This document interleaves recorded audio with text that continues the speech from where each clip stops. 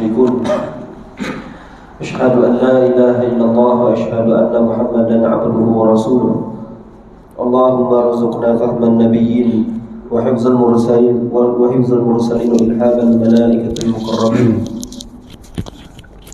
اللهم فقهنا في الدين وعلمنا التأويل واهدنا صراطك المستقيم صراط الذين أنعمت عليهم من النبيين الصديقين والشهداء والصالحين وحسن أولئك رفيقا أما بعد Assalamualaikum warahmatullahi ta'ala wabarakatuh. Pertamanya yang dihormati pengurusi Tuan Nazir, Tuan Imam, Tuan Bilal, ahli jatuhan kuasa dan seterusnya, kepada hadirin hadirat yang dirahmati Allah Subhanahu wa taala. Alhamdulillah, bersyukur kita kehadrat Allah Subhanahu wa taala dengan limpah dan kurnia-Nya, dengan inayah dan taufiknya. Allah Subhanahu wa taala masih lagi memberikan kita keizinan, memberikan kita ruang dan masa untuk kita hadir ke rumah Allah Subhanahu wa taala untuk kita adakan sedikit pengkongsian ilmu, yang mana moga-moga Allah Subhanahu wa taala berikan kita kemudahan dan mendapat kita akan manfaat daripadanya, insya-Allah. Jadi tuan-tuan, kita teruskan lagi pembacaan kita daripada kitab An-Nasaihud Diniyah wal Wasaya Imaniyah karangan Al-Habib Al-Imam Al-Habib Allah Alawi Al-Haddad, iaitu kitab yang diberi nama, maksudnya nasihat agama dan wasiat iman.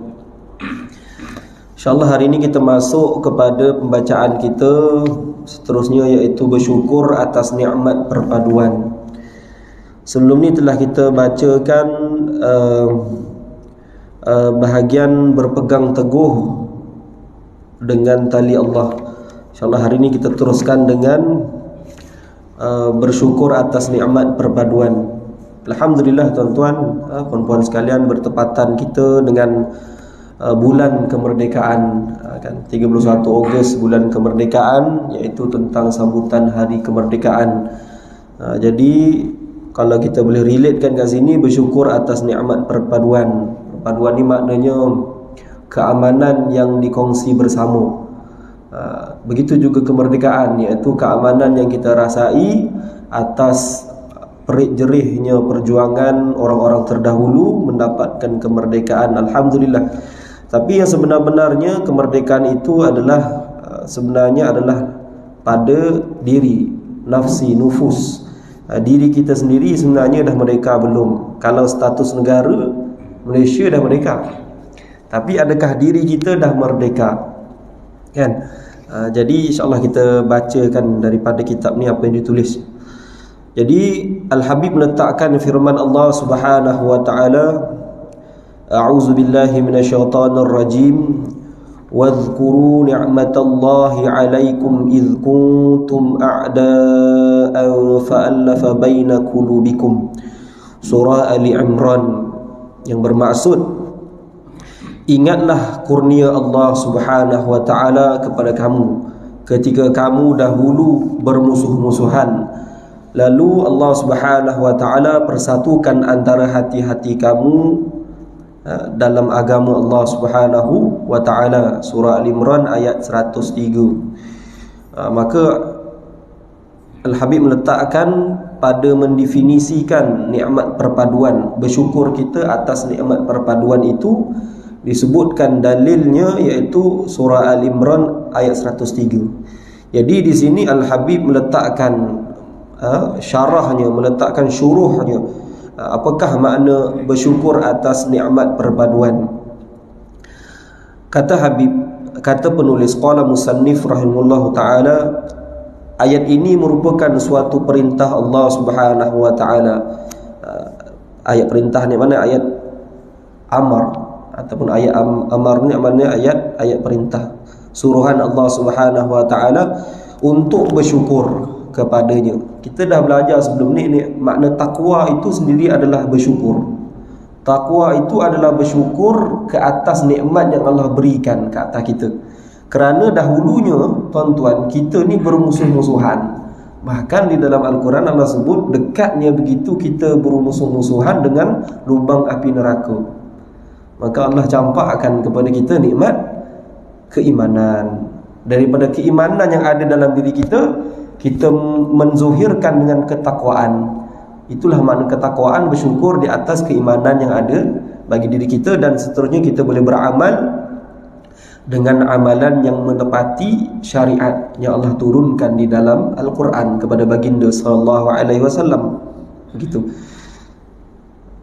Jadi iaitu bersyukur kepadanya, bersyukur kepada Allah atas nikmat perpaduan yang telah dikurniakannya, iaitu sesudah adanya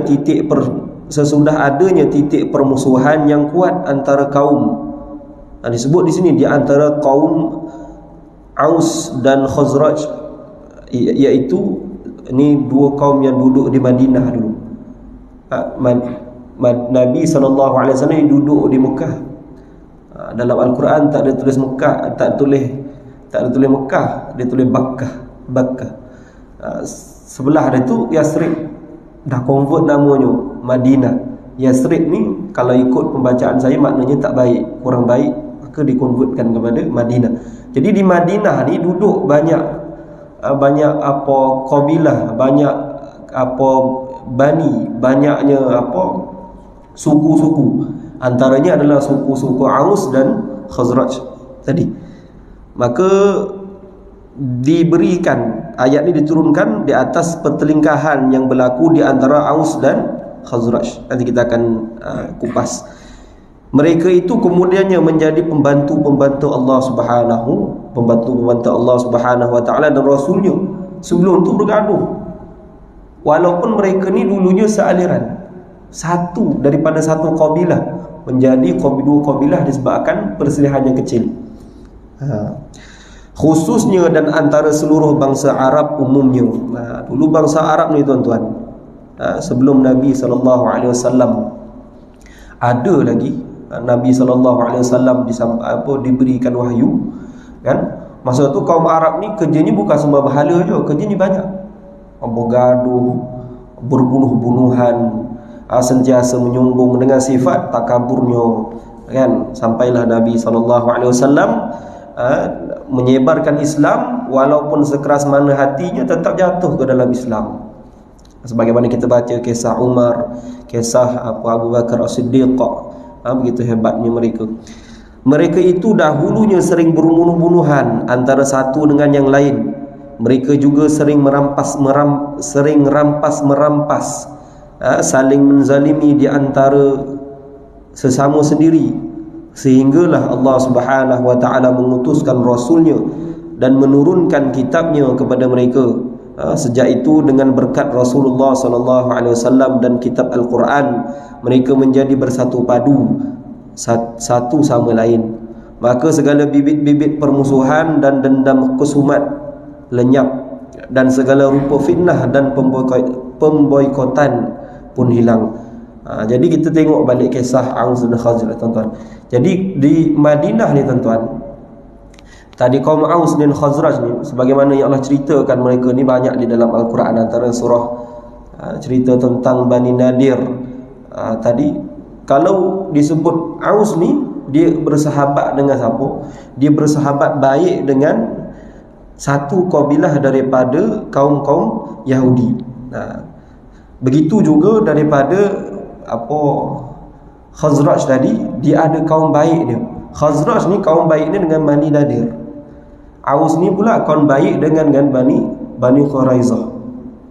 Ni kita nak cerita dia punya skop macam mana berlakunya. Kalau kita nak tengok pertelingkahan awal dia daripada kurun ataupun tahun keempat Hijrah, tahun keempat sebelum Hijrah, selepas Hijrah, sampailah ke-7, sampai berlaku yang disebut perang Ahzab.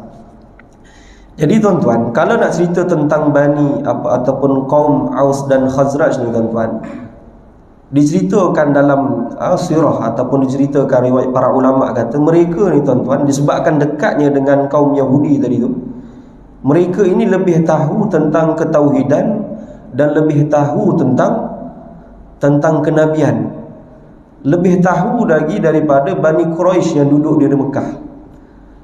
Sebab tu Bani Quraisy ni, tuan-tuan, Nabi di Mekah itu tak sampai lagi dakwahnya begitu kuat. Di Madinah dah kuat dah. Sebagaimana diceritakan dalam perjanjian Hudaibiyah 1 dan 2. Sebelum Nabi SAW berhijrah ke Madinah, lebih kurang tahun ke-11 12 begitu. Jadi tadi kalau kita tengok dalam kisah ni, Bani Aus ni, kaum Aus dan Khazraj ni tentu dia bergaduh sepanjang tahun, sepanjang zaman, disebabkan antara yang diceritakan para ulama, disebabkan Bani Nadir dan Bani Quraizah ni tadi dia cucu yang ni, cucu yang ni disebabkan nak menjaga kepentingan sendiri, iaitu perdagangan mereka. Tapi kalau dalam singkat kisah yang lainnya, dia ada sebab lain kan. Memang kerja Yahudi ni tuan-tuan, dia cucuk. Ini cucuk. Sampai sekarang pun kerja Yahudi begitulah. Dia tak berani nak menzahirkan dia sendiri, tapi kerja dia pergi kepada contoh negara ni, cucuk. Contohlah antara negara Ukraine, negara seberang dia cucuk. Kita sendiri dulu tuan-tuan di tanah Arab Timur pun Yahudi ni cucuk lah ke. Dia suka jadikan antara kaum sisi kabilah ataupun antara negara ke, antara kumpulan organisasi itu saling bergaduh-gaduh. Sebab tu kalau kita ni ada perangai suka cucuk kawan, suka sembang bagi bergaduh kan, ni perangai Yahudi. Perangai Yahudi begitu. Begitulah hidup dia daripada zaman Nabi terdahulu pun. Bani Israel ni begitu. Kalau nak sebut Bani Israel lah, selepas tu dah tak ada Bani Israel, kita sebut Zionis kan. Zionis ni ataupun kita kata Yahudi Zionis ni disebabkan dulu asalnya tuan-tuan, kalau tuan-tuan pernah baca buku sejarah, Yahudi ni tuan-tuan asalnya dulu masa dia buat satu kenyataan Yahudi Raya, gerakan Yahudi sporadik, gerakan Yahudi banyak Yahudi ni banyak jenis. Dia ada 3 kelompok besar ni. Dia buat satu kita panggil Yahudi Raya ni, dia gembar-gemburkan tentang tiba masanya kita dah kena ada negara. Asal Yahudi tak ada negara. Dia dihina, dicampak-campak di setiap negara. Kisah Hitler tuan-tuan tahu, dia bunuh. Kisah di mana-mana pun Yahudi dihina, dia begitu diinjak-injak, di bawah saja nilainya. Tapi Yahudi ni tuan-tuan dikurniakan dengan akal fikiran, kepandaian yang begitu hebat. Setengah Yahudi yang kita kata beramal dengan ahli kitab, ilmu ahli kitab, tapi dia tak betul pun. Sebab memang Yahudi Allah sebut dalam Quran, dia ni memang sombong, suka benda-benda begitu kan. Tapi dia dikurniakan dengan kefakihan. Dia kalau ikut benda tu, dia lagi ikut Islam lagi pada kita. Kadang-kadang Yahudi ni pemakanannya kan, cara berfikirnya, ruang lingkup pemikiran dia begitu. Asalnya tuan-tuan, Yahudi ni bila dia buat satu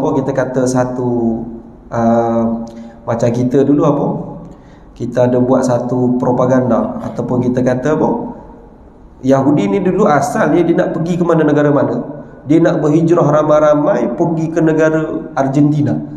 Asalnya nak pergi ke Argentina. Tetapi kemudian ubah statement balik, disebabkan ada, kita kata dia ada kepentingan, dia kata dengan tanah Palestin ataupun bumi Kanaan, dia pun pergi pindah sana. Dia buat statement dia Zion, dia kata. Lepas tu dia pun pergi sana, sebab tu kita bagi nama dia Zionis kan. Dan selepas tu barulah bila dia ni asal ni tuan-tuan, Yahudi kerja dekat Palestin, dia tanam anggur saja, kerja di kebun-kebun. Tapi sebab dia ada pemikiran perdagangan. Kalau tuan-tuan pergi tengok di seluruh kita kata ekonomi, ataupun kita kata perdagangan dunia, yang pegangnya antaranya adalah orang Yahudi. Begitu hebatnya Yahudi ni tuan-tuan. Bukan saya nak cerita hebat Yahudi, tapi pemikiran dia. Sebab tu kadang-kadang kalau kita nak pegang kita kata penguasaan sesebuah negara, pegang ekonomi. Begitu juga Rasulullah SAW pegang ekonomi.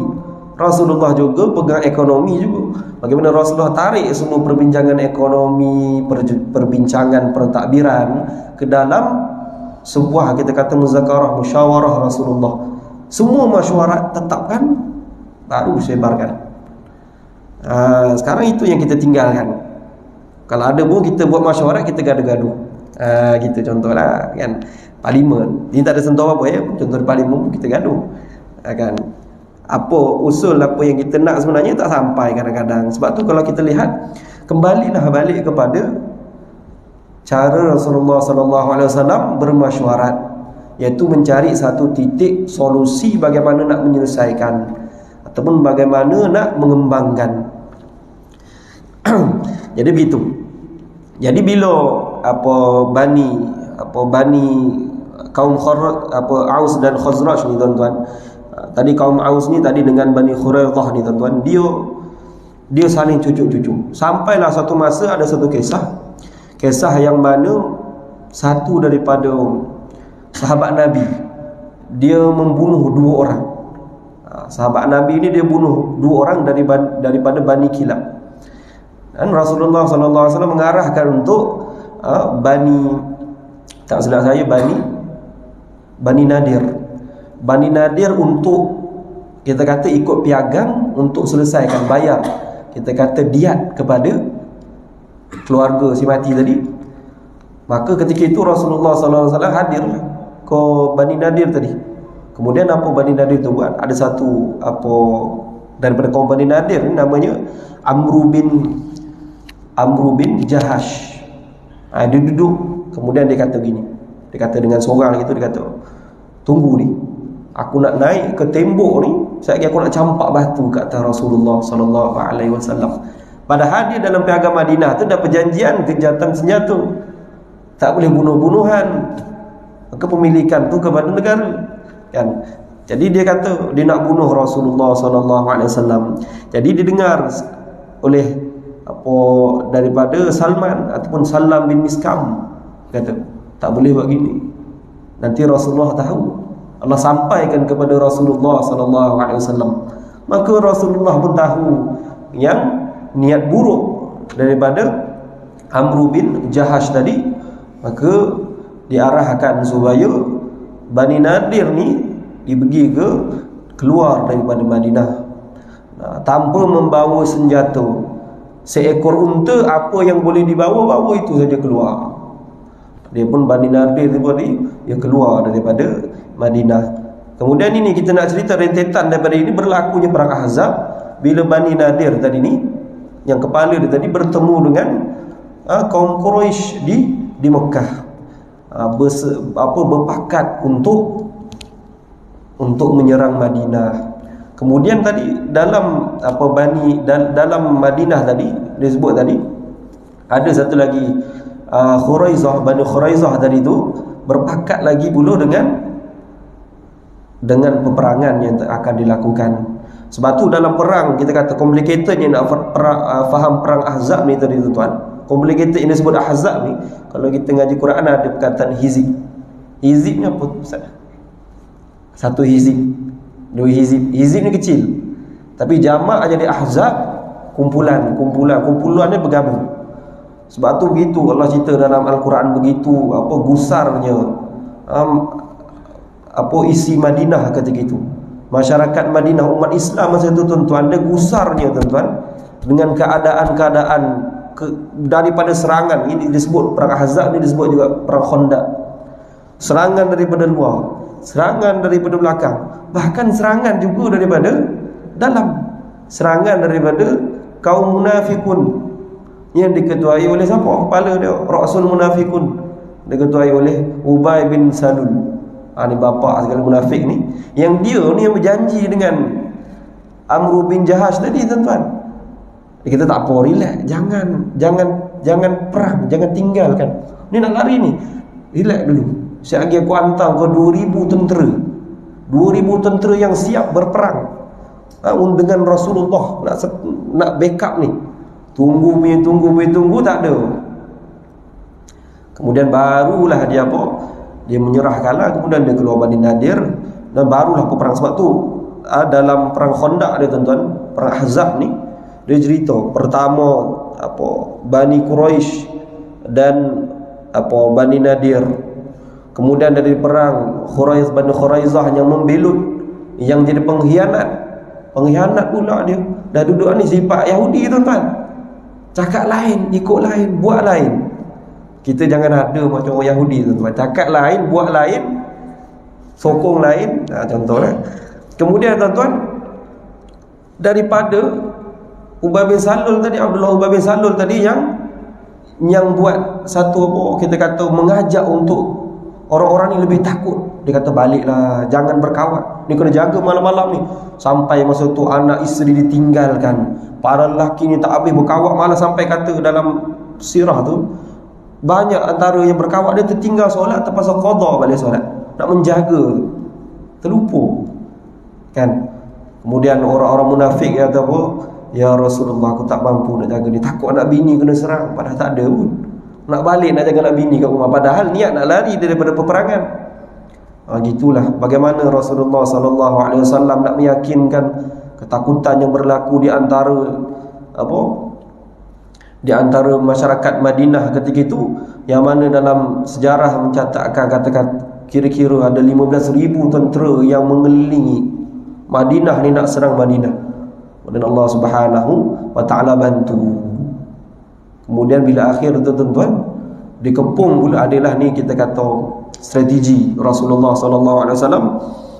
Kemudian akhir tu dikepung Bani Khuraizah di dalam apa kawasan dia. Di kawasan dia tu dikepung selama berapa hari tuan-tuan? Lebih kurang 25 hari. Kepung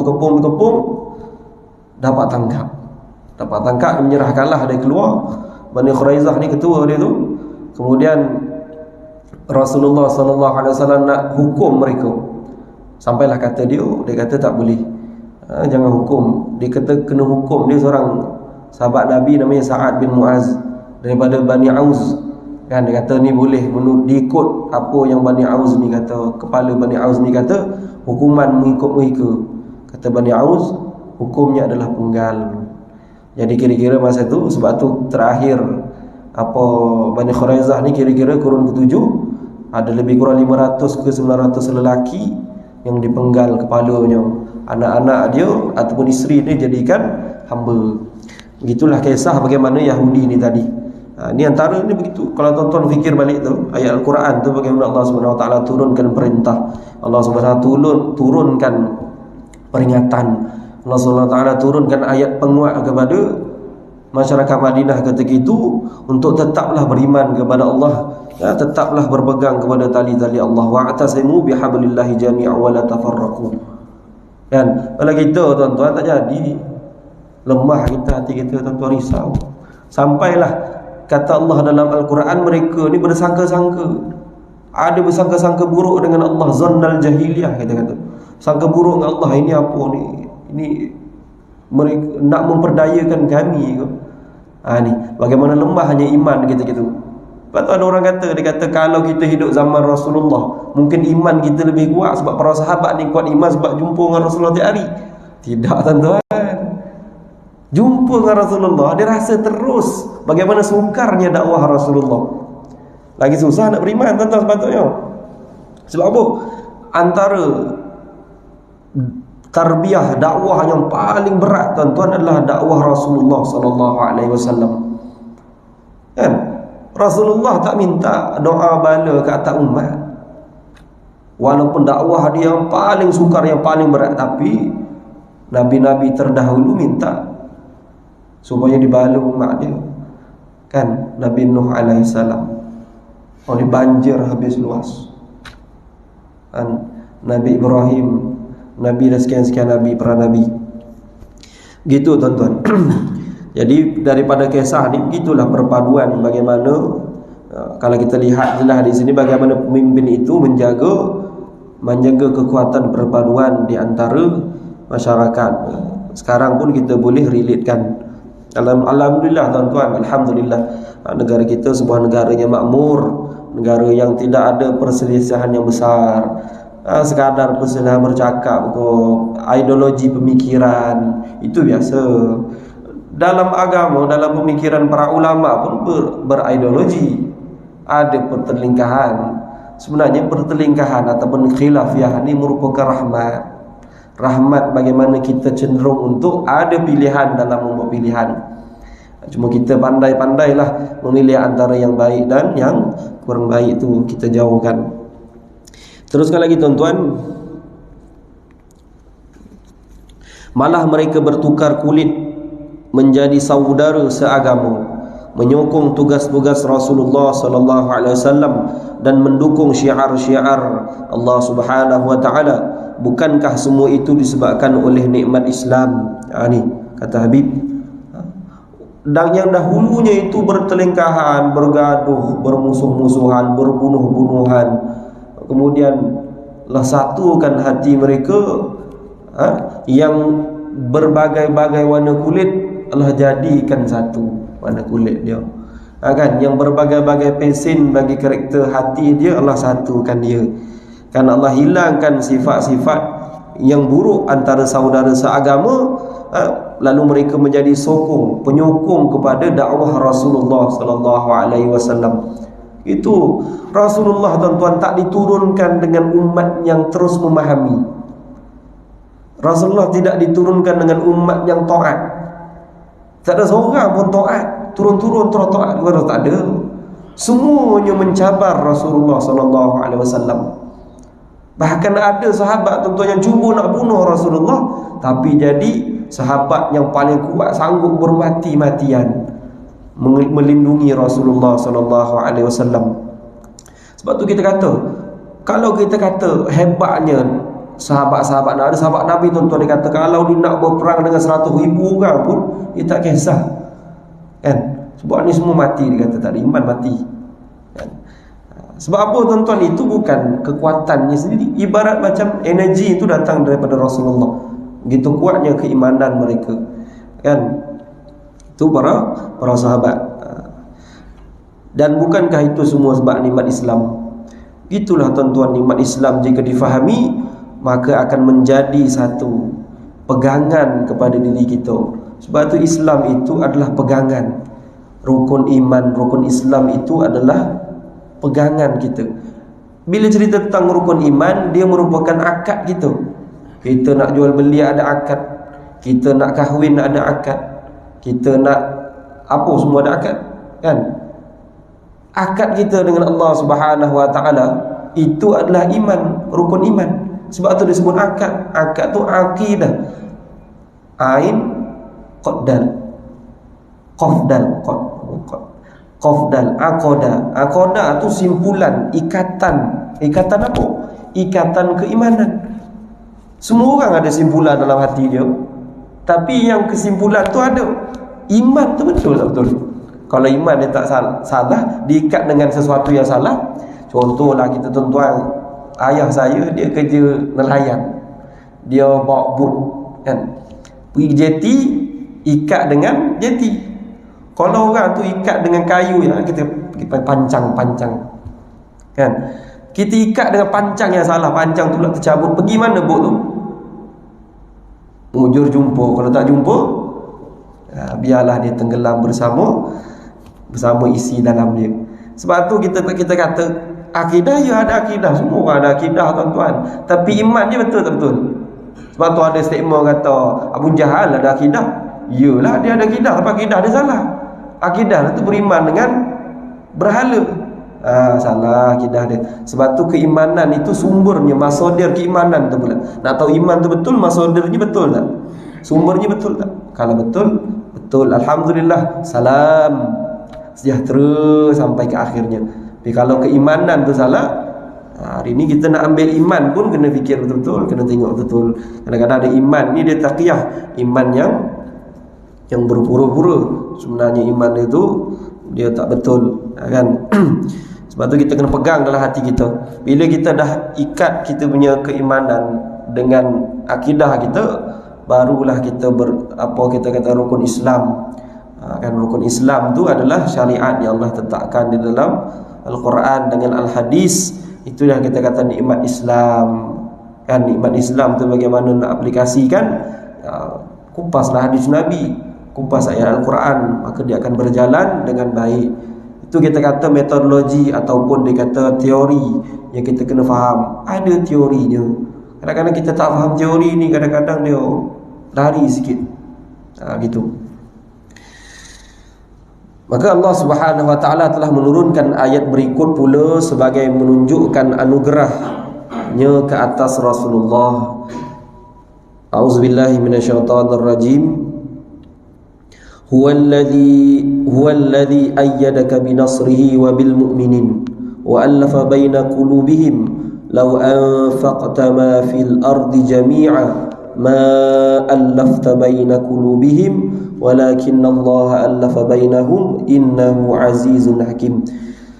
Surah Al-Anfal ayat 62 sehingga 63, yang bermaksud dialah, yakni Allah Subhanahu wa taala, yang telah memperkuatkan engkau wahai Muhammad dengan pertolongannya dan dengan orang-orang mukmin, dan dia telah mempersatukan antara hati mereka yang kiranya engkau membelanjakan segala apa yang ada di bumi ini, nescaya engkau tidak sanggup menyatukan hati mereka, antara hati mereka. Akan tetapi Allah Subhanahu wa taala telah menyatukan antara mereka. Sesungguhnya dia Maha Penguasa lagi Maha Bijaksana. Jadi dalil ni jelas perjuangan Rasulullah sallallahu alaihi wasallam yang Allah nyatakan di dalam dalil ini. Sebagaimana Allah kata, Allah telah perkuatkan engkau wahai Muhammad dengan pertolongan dan dengan orang-orang mukminin. Allah terus tolong Rasulullah ada. Dan orang mukmin itu ataupun mukminin itu adalah pertolongan Allah. Siapa mukminin? Orang-orang yang beriman. Orang yang beriman inilah pembantu agama Allah. Orang beriman adalah pembantu Rasulullah sallallahu alaihi wasallam.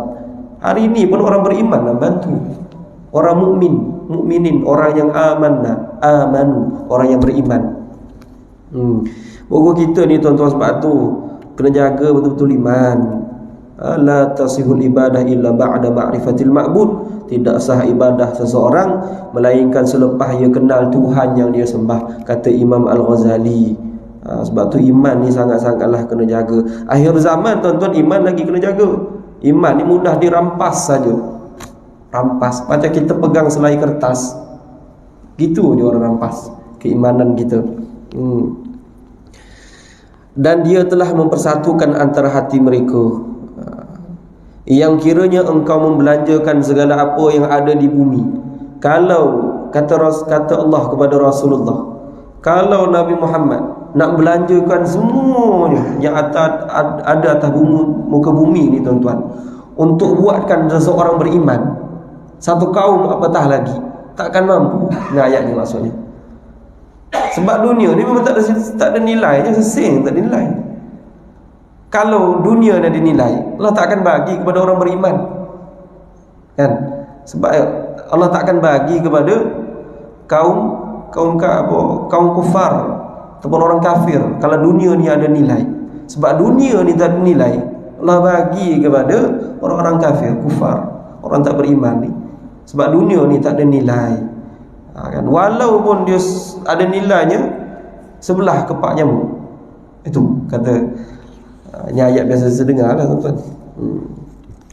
Sebab dunia ni tak ada nilainya.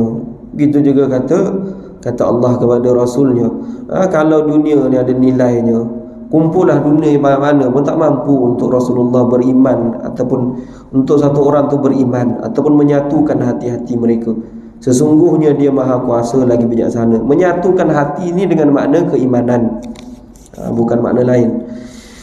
Sebelum Allah mengutuskan Rasulnya, memanglah mereka itu berada di tepi lubang neraka, iaitu disebabkan kekufuran mereka terhadap Allah dan penyembahan mereka terhadap berhala-berhala. Itu kerja masyarakat Arab Jahiliah ni tuan-tuan. Kerja masyarakat di Mekah ke di Madinah, kerja sama, sembah berhala. Mereka ni lemah dengan keilmuan. Ada juga ahli-ahli kitab yang betul, tapi banyaknya lemah agama menyembah. Sifat manusia memang menyembah tuan-tuan. Kalau dia tak jumpa sesuatu, dia akan menyembah sesuatu. Itu fitrah manusia lah. Jadikan manusia akan fikir sesuatu untuk disembah, sebab keyakinan dia kepada. Sebab tu kita kata kalau jumpa etis ni kita tak ada agama, tapi kalau kita berdebat dengan etis sekalipun, dia akan terfikir juga, betul juga, kan? Dia kena ada bertuhan. Tuhan yang menciptakan, Tuhan yang mentadbir. Sebab kita tak mampu nak takbir diri kita sendiri. Tak ada orang yang mahu mentadbir dia sendiri, kan? Kalau kita ditakbir, kita Allah bagi peluang untuk takbir diri kita sendiri. Allah bagi kita satu organ. Apa kita nak pilih mata? Tak mampu kita nak jaga mata, kan? Pengaliran darahnya, nak jaga retina mata kita bagaimana, nak jaga sekian, kan? Tak ada manusia yang beranggapan dia mampu menjaga, tetapi dia dikaburkan dengan sifat kesombongan dia. Sampailah datang kepada diri kata aku mampu jaga sekian. Saya tak mampu jaga. Sebab tu setiap masa kita kena minta kepada Allah supaya diberikan pertolongan, kan? Sebab tu kita kena minta lagi dan lagi kepada Allah supaya Allah bantu kita dalam segala apa jua perbuatan sifat kita. Af'alul ibad ni tuan-tuan, kalau nak dapat redha Allah, dia bersamaan ataupun seiring dengan iradat Allah. Kalau benda tu baik, maka itu yang disebut sebagai mardiyah, Tuhan redha Allah. Tapi kalau ia buruk, memang datang daripada Allah, tapi itu disebut perkara-perkara yang melanggar daripada suruhan Allah Subhanahu wa taala.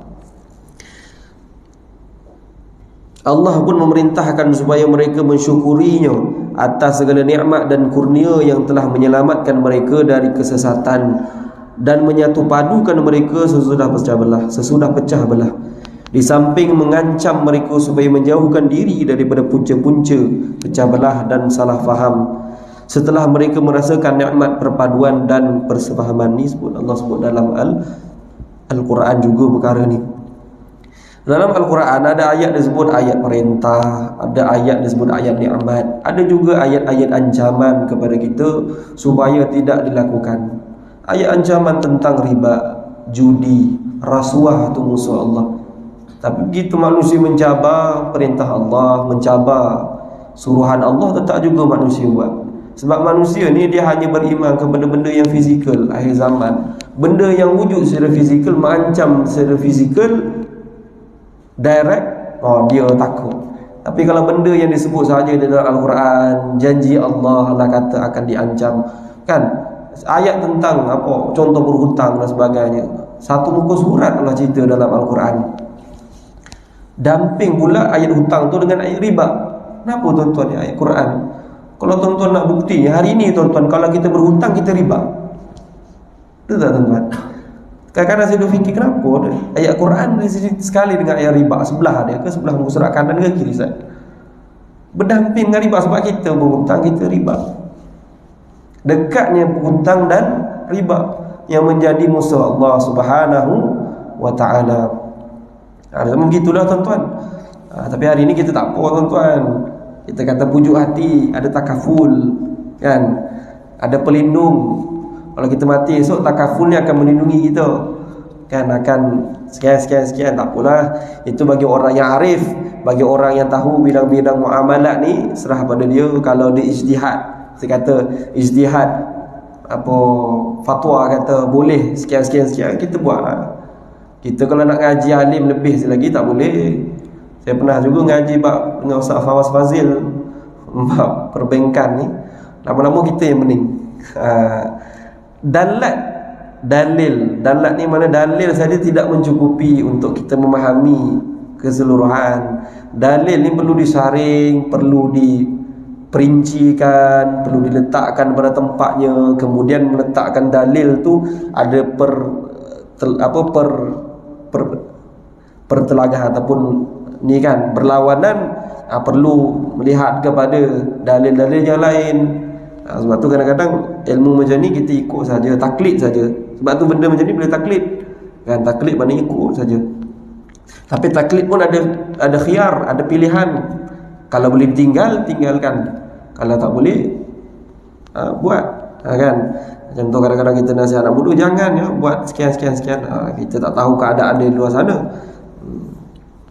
Maka di samping tadi disebut, maka firman Allah Subhanahu wa taala, kadzalika yubayyinullahu lakum ayatihi la'allakum tahtadun. Demikianlah Allah menjelaskan keterangan-keterangannya kepada kamu, moga-moga kamu mendapat petunjuk. Surah Al-Imran ayat 103. Maksud dapat petunjuk ni tuan-tuan, maksud dapat petunjuk di sini ialah mendapat tambahan petunjuk atas petunjuk yang telah kamu perolehi, sebagaimana yang diterangkan oleh ayat lain berikut.